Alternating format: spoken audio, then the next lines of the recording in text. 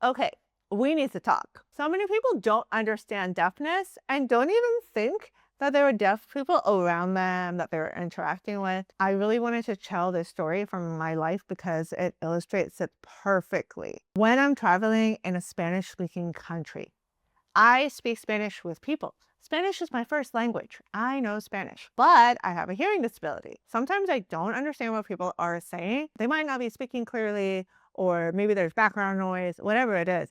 I'll ask them to repeat themselves and I'll say like, oh, ¿puedes repetirlo, por favor? Or no te oigo. And I'll ask them to repeat themselves.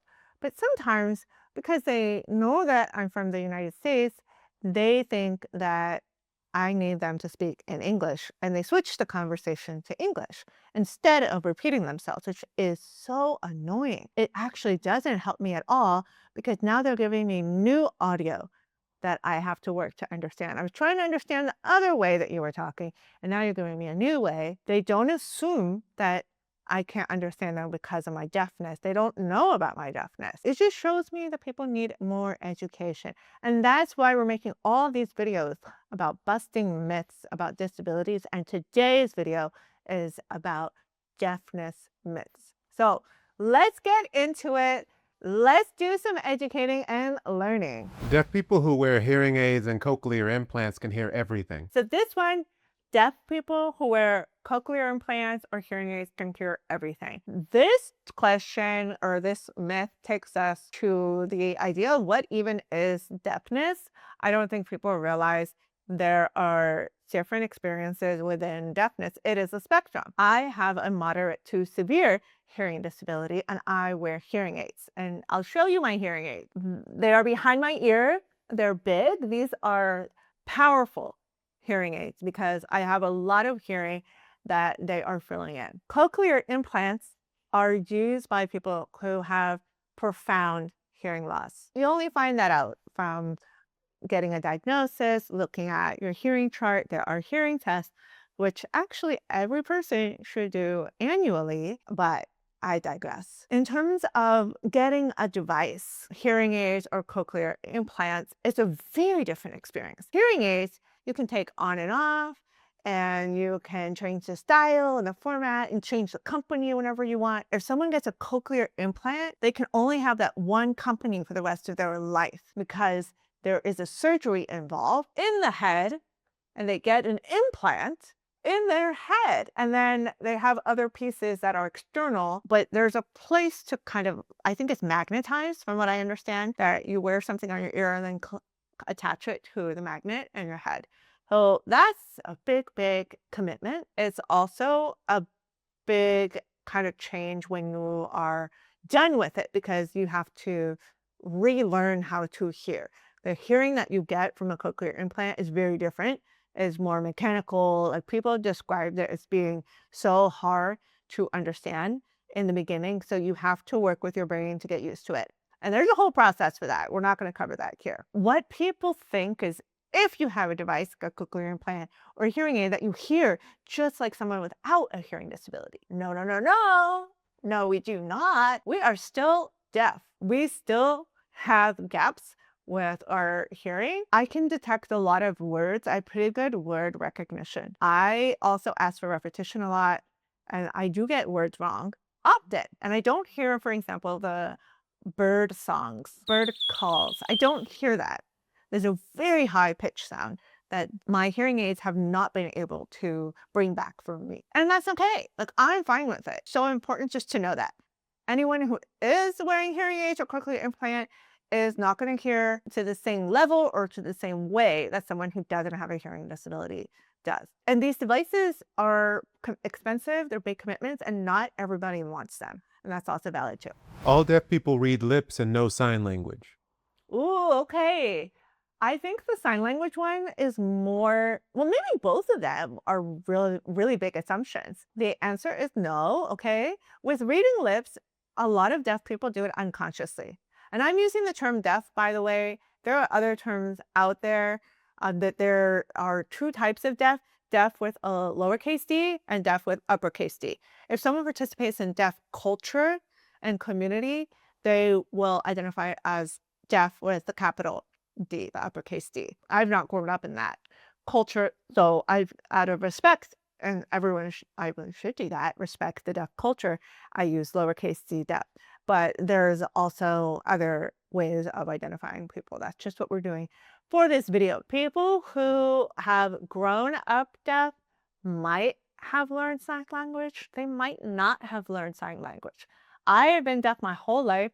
My family was advised to fit me with hearing aids, to get me speech therapy, to basically adjust me to the oral speaking world instead of doing anything to bring me into the deaf world. I wish that I would have learned American Sign Language. That just wasn't presented as an option for my family, and they never really thought about it. However, someone who is born to deaf parents who use American Sign Language in the household, they could have grown up then with ASL in their lives, their whole lives, and they would be fluent. So I would say the majority of people who, for example, become deaf later in life don't know ASL or any type of sign language. And the people who were born deaf, it depends to who, to whom they were born and what was the culture that they were born into. Or if they got exposed to an environment where they could have learned ASL, like a camp or a school for the deaf, which unfortunately there's less and less of them. I would love to see more access. And I think it's great to have multiple languages, multiple ways of communicating. Now back to the reading lips. A lot of deaf people, we do this unconsciously. It's like survival. I didn't even realize when the pandemic happened and everyone was wearing face masks, I really was hit with the shock of how much I rely on lip reading. Like I knew I was doing it, but I didn't know how much it was a part of my hearing, like the level. Let's think about it. I'm reading lips, but I'm also having audio coming in and I'm matching the two. And I have two kind of pieces of information going on. I'm not a lip reading expert. If there's no sound coming in, I don't think I'm going to be accurate. That's just my experience. And then you have all these people who might be deaf later in life who haven't had all that experience reading lips, and it's not maybe part of their toolkit. So I just think we can't make any assumptions about someone's ability or fluency in reading lips. Sign language around the world is all the same. Oh my gosh. I think this is so funny that people might think that like American Sign Language is the one sign language around the world. It to me doesn't make sense at all. But let's break it down. You know, we have so many languages that are spoken languages around the world. Just like that, we also have so many different kinds of sign language. And even in the UK, for example, they use BSL, British Sign Language. There are differences between ASL and BSL. Then there are dialects within sign language proper. Okay, so even within the United States, there are different subdialects. And that's important to note as well. There's not one universal way that people use sign language, even in the United States. There's lots of different sign languages all around the world. All deaf people have a deaf accent. Oh, okay, the deaf accent. So I have been told that I have a little bit of a deaf accent. When you think about it, the fact that I have been deaf since I was born might have influenced that. And just like I already talked about earlier, people can be deaf at different points in their life, and they have also different access to services, things like speech therapy. So I did years of speech therapy, so much. It included lip exercises, videos, practice, and I had follow-up throughout my elementary school years. Some of the sounds that I had difficulty pronouncing were the S sound. I would say that's even today can be difficult. Sometimes it depends on the word. That's what happens in speech therapy. You work on things like that. In general, you can't really assume that deaf people are all one way. So for example, if someone becomes deaf later in life, and that can be from anything, that can be from noise exposure, or in the workforce, on the workplace, especially like maybe an industrial profession, that can be from an injury, whatever it is. If they have spent their whole life already having access to oral speech, then I don't think they would have a deaf accent at that point. But I'm really curious if that changes the longer they are in their deaf experience, because you kind of have a different way of hearing even yourself. Just like anything, Don't make assumptions and don't think that everyone is exactly the same within the deafness experience. Deaf people always have deaf children. This one's interesting because it really depends on what's the cause for the deafness. If it is a genetic cause, then that's a different situation. You never know. My deafness is genetic, is a recessive condition. So that means I have a 50% chance of passing it on, but it also has to match up with my partner, what genes that person is going to bring. So I would say you don't know, and it depends on everyone's individual situation. Do deaf people have an inner voice? This is like really similar to the question of like, do blind people see when they dream? I feel like people are really curious about the inner lives and the inner experience when they don't understand it. I use oral speech. A lot of deaf people use oral speech. I have an inner voice. I talk to myself and I talk out loud a lot of times. I think that we cannot assume that someone is devoid of an interior life just because we don't understand how it works. That is so important. Like, why would someone not have thoughts and feelings and ideas in an internal world if they have a disability like deafness? Like, why would they not? It might be a little different than yours. Let's not assume they don't have it.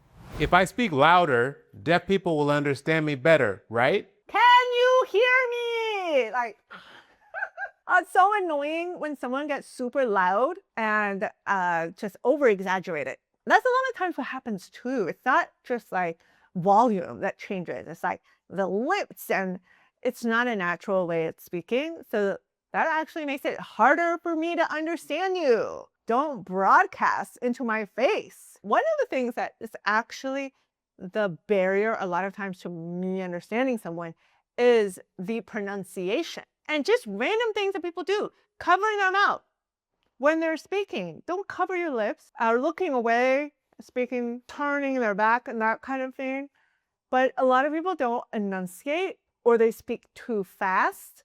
And they do this thing with their voice. This is very difficult for me. I'm going to try to demonstrate it. They do this thing with their voice where their voice goes up and down, and it's kind of like riding a wave. And I cannot understand what you are saying when you go up and down like that. It scrambles my brain. I try to tell people, can you maintain a more even tone or even pitch? And sometimes people also do this thing where they say a statement, this is very true, and then they give an aside or joke that they say like it's a throwaway, super fast and kind of to the side. So the hearing people in the room hear it and they're all laughing. I'm like, what did they say?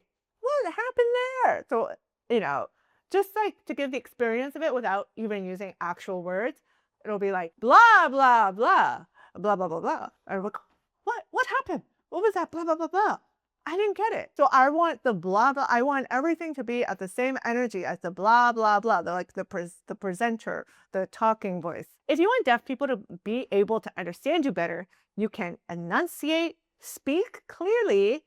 You can use natural phrasing. Don't insert all these like weird pauses. Just speak in a natural rhythm. I think sometimes people speak too fast or they slow it down too much. So keep it at a more natural pacing and face to that person when speaking. Make sure they can see you. I think that will help a lot more than yelling or screaming or just being unnaturally loud. It can even stress people out. So don't do that. Deaf people can't dance or enjoy music. Oh, excuse you. Yes, we can. So when I listen to music, remember that I'm wearing hearing aids. Sure, I'm not hearing music the same way as other people are. There's speech and there are lyrics in music someone is often singing. I do not know what they're saying 80% of the time, maybe even 95% of the time, okay? But I hear the beat, I hear the instruments, I hear the music. And that's all that I need to enjoy myself. And if I hear a song over and over, then I start to catch little things of the words. So there are some songs that I used to dance to in college that now I know like the chorus and some of those big moments. Like, yeah, I just thinking about how wrong this idea is, because maybe you've seen the ASL interpreters at music performances now. They're becoming more and more common where they are actually, I should say, performers. That's an important distinction. For the music, they're actually performing. They have to practice and prepare. It's a whole thing. That is a performance. They are helping deaf people be able to enjoy concerts and shows. And so that should already indicate to you like deaf people like this stuff too and they can enjoy it.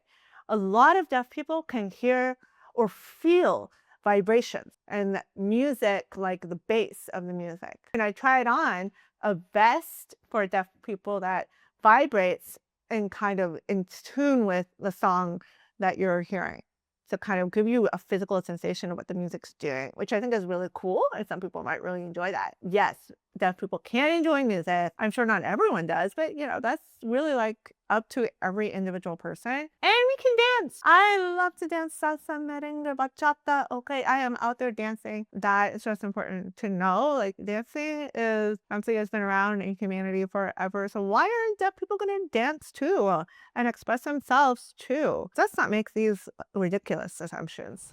Deaf people can't use a cell phone. Oh, this is even worse. This is even worse than the music and the dancing one. I think why people might feel like it's not possible for deaf person to use a phone is because they think the phone is all about like audio, like calling someone and talking or watching video or you're hearing. But a lot of videos have captions and they should have captions. And that's the one way that people can get access. They can be using transcripts. There's a lot of things on the cell phone that you're actually reading, whether that's a website or you're reading emails or whatever. Texting actually came about because of deaf people. This technology was developed to help deaf people communicate and also email. So you're actually using what deaf people created. And that's super important to recognize and give credit to. So yes, deaf people can use cell phones and there are ways to make phone calls. There's so many different things. There are apps that have live captioners. They have ways of calling with ASL interpreters, whether that's an app or like a service that someone has access to. There's TTY, another way of making a phone call relay. I don't know if those are the same thing. And I've even heard how FaceTime or video calls were such a game changer for the deaf community because when you think about it, a regular phone call, there's no video, there's no image. But now with FaceTime, right there, you can use American Sign Language and you can see what the other person is doing. So if that's the way that you communicate, FaceTime makes it totally possible. So I love to see how technology and accessibility is bringing everyone in because we should be able to use all technology. All deaf people want to hear. Ooh, okay. The idea that all deaf people want to hear is really, really important to talk about because it actually goes really deep. This is a deep one, okay? When we think about it, it's basically comes from ableist idea that disability is not desirable, that people don't like their disabilities. When it comes to deafness, especially in the capital D deaf community, deaf culture, there is so much pride in deaf identity. It means so much. It's part of who you are and everything. And so this idea that we want to erase our deafness is so harmful because it kind of makes me feel like what the non-disabled person is thinking there is that the being deaf is not good, like not enjoyable, not worth it, not something that anyone would want to experience or keep experiencing. And that is a very dangerous idea that can lead us to eugenics and to saying, oh, one day we will eradicate deafness, which there are some very harmful people talking about ideas like that. We need to stop this. Everyone should understand that when we talk about hearing disabilities, the term that in the medical context is often used a lot is hearing loss. And I want you to know the deaf community has another concept called deaf gain. And it's really about, okay, everyone's telling us we lost something, we can't hear, we have reduced hearing, but no one's talking about what do we gain from this? And we're going to talk about it. So deaf gain is a really powerful and important idea to recognize. And I relate to it. Once I heard about it, I was like, yes, I do start to recognize, well, what did I gain from deafness? I know that I listen to other people better. I'm more intentional with my communication. I'm more present because I really do have to hone in. If I want to run with you, I'm honed in.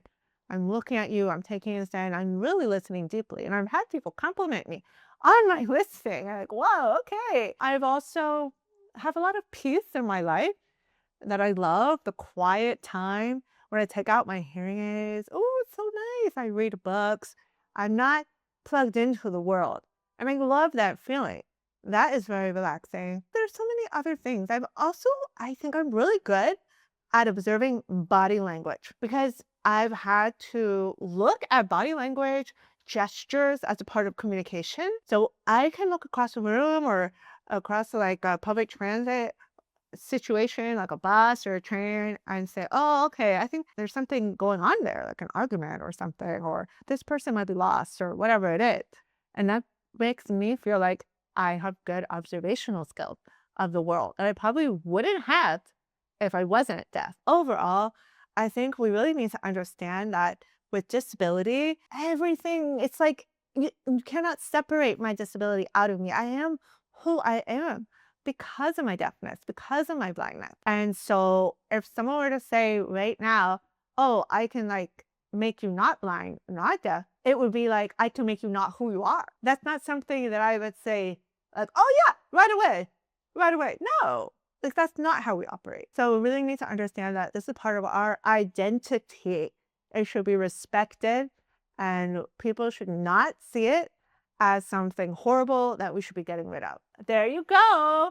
We have busted all of these myths about deafness. I hope you really liked this video. I try to make them fun.